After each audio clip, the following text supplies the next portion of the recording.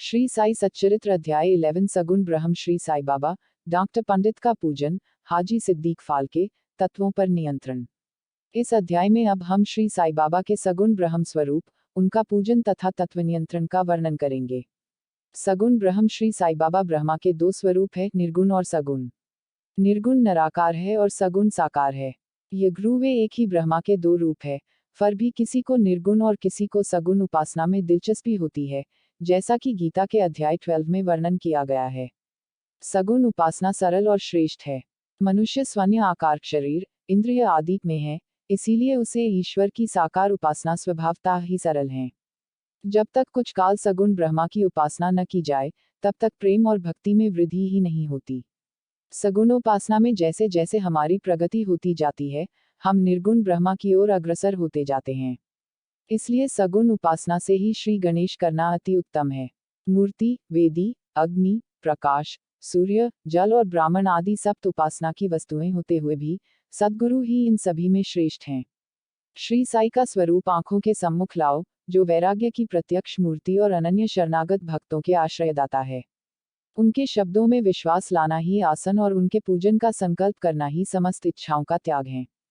कोई श्री साई बाबा की गणना भगवत भक्त अथवा एक महाभागवत महान भक्त में करते थे या करते हैं, परंतु हम लोगों के लिए तो वे ईश्वर अवतार है। वे अत्यंत क्षमाशील, शांत, सरल और संतुष्ट थे, जिनकी कोई उपमा ही नहीं दी जा सकती। यज्ञ वे शरीरधारी थे, पर यथार्थ में निर्गुण, निराकार, अनंत और नित्यमुक्त थे।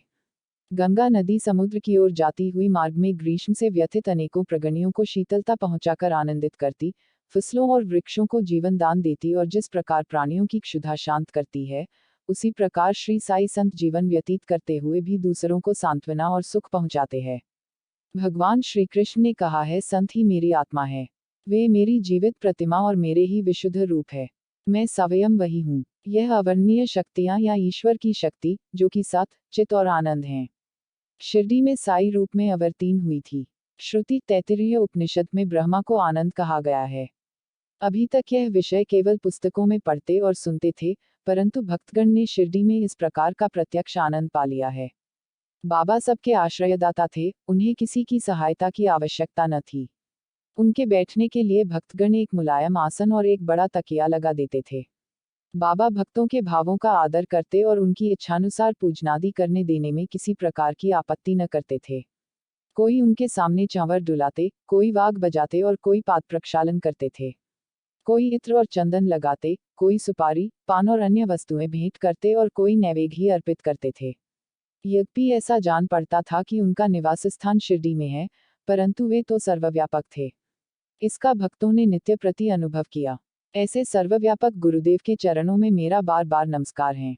डॉक्टर पंडित की भक्ति। एक बार श्री तात्या नूलकर के मित्र डॉक्टर पंडित बाबा के दर्शनार्थ शिरडी पधारे। बाबा को प्रणाम कर वे मस्जिद में कुछ देर तक बैठे। बाबा ने उन्हें श्री दादा भट्ट केलकर के पास भेजा, जहां पर उनका अच्छा स्वागत हुआ। फिर दादा भट्ट और डॉक्टर पंडित एक साथ पूजन के लिए मस्जिद पहुंचे।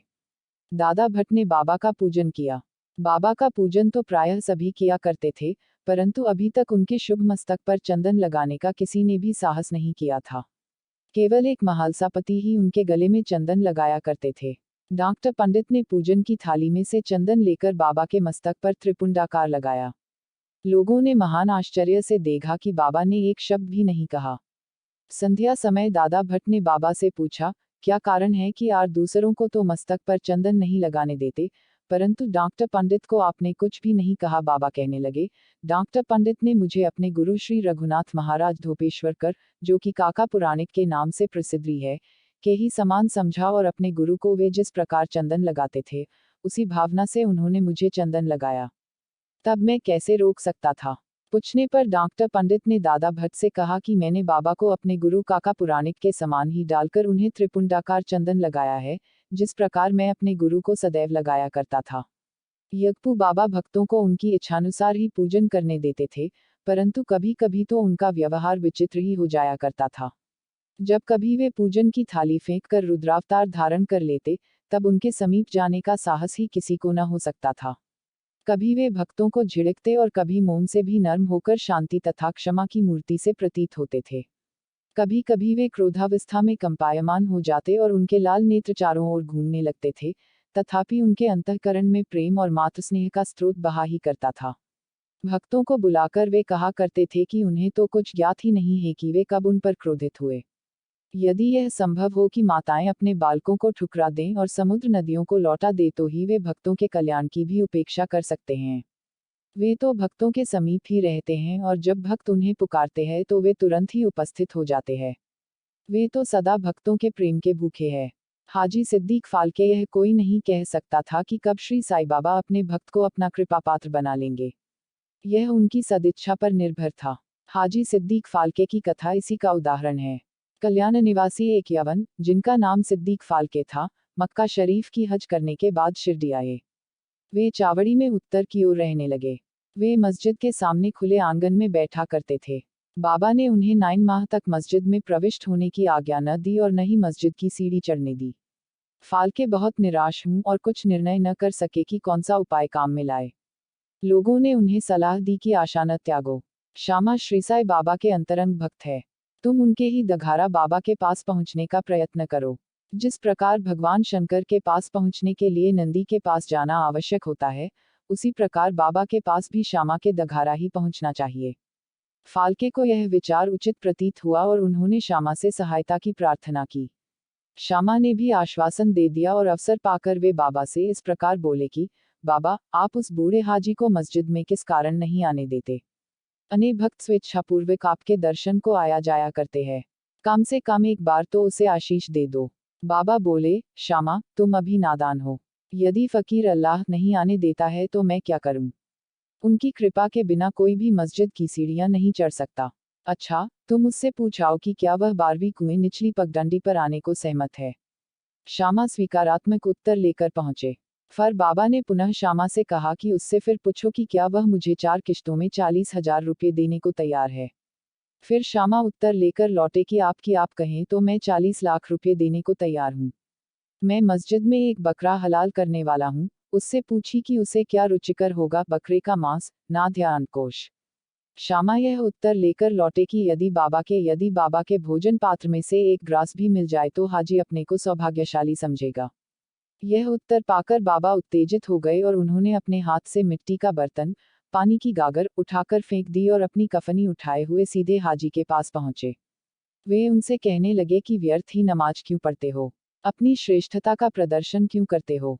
यह वृद्धी हाजियों के समान वेशभूषा तुमने क्यों धारण की है? क्या तुम कुरान शरीफ का इसी प्रकार पठन करते हो? तुम्हें अपने मक्का हज का अभिमान हो गया है, परंतु तुम मुझसे अनभिज्ञ हो। इस प्रकार डांट सुनकर हाजी घबरा गया। बाबा मस्जिद को लौट आए और कुछ आमों की टोकरियां खरीदकर हाजी के पास भेज दी। वे स्वयं भी हाजी के पास गए और अपने पास से 55 रुपये निकालकर हाजी को दिए। इसके बाद से ही बाबा हाजी से प्रेम करने लगे तथा अपने साथ भोजन करने को बुलाने लगे। अब हाजी भी अपनी इच्छानुसार मस्जिद में आने जाने लगे। कभी कभी बाबा उन्हें कुछ रुपये भी भेंट में दे दिया करते थे। इस प्रकार हाजी बाबा के दरबार में सम्मिलित हो गए। बाबा का तत्वों पर नियंत्रण। बाबा के तत्व नियंत्रण की 2 घटनाओं के उल्लेख के साथ ही यह अध्याय समाप्त हो जाएगा। एक बार संध्या समय शिरडी में भयानक झंझावात आया। आकाश में घने और काले बादल छाए हुए थे। पवन झकोरों से बह रहा था। बादल गरजते और बिजली चमक रही थी। मूसलाधार वर्षा प्रारंभ हो गई। जहां देखो वहां जल ही जल दृष्टिगोचर होने लगा। सब पशु, पक्षी और शिरडीवासी अधिक भयभीत होकर मस्जिद में एकत्रित हुए। शिरडी में देवियां तो अनेकों हैं, परंतु उस दिन सहायतार्थ कोई न आई। इसलिए सभी ने अपने भगवान साईं से, जो भक्ति के ही भूखे थे, संकट निवारण करने की प्रार्थना की। बाबा को भी दया आ गई और वे बाहर निकल आए। मस्जिद के समीप खड़े हो जाओ। कुछ समय के बाद ही वर्षा का जोर कम हो गया और पवन मंद पड़ गया तथा आंधी भी शांत हो गई। आकाश में चंद्रदेव उदित हो गए। तब सब लोग अति प्रसन्न होकर अपने अपने घर लौट आए। एक अन्य अवसर पर मध्याह्न के समय धूनी की अग्नि इतनी प्रचंड होकर जलने लगी कि उसकी लपटें ऊपर छत तक पहुंचने लगी। मस्जिद में बैठे हुए लोगों की समझ में न आता था कि जल डालकर अग्नि शांत कर दें अथवा कोई अन्य उपाय काम में लावें। बाबा से पूछने का साहस भी कोई नहीं कर पा रहा था। परंतु बाबा शीघ्र परिस्थिति को जान गए। उन्होंने अपना सटका उठाकर सामने के थंभे पर बलपूर्वक प्रहार किया और बोले, नीचों उतरो और शांत हो जाओ। सटके की प्रत्येक ठोकर पर लपटें कम होने लगी और कुछ मिनटों में ही धुनी शांत और यथापूर्व हो गई। श्रीसय ईश्वर के अवतार हैं। जो उनके सामने नत हो उनके शरणागत होगा, उस पर वे अवश्य कृपा करेंगे।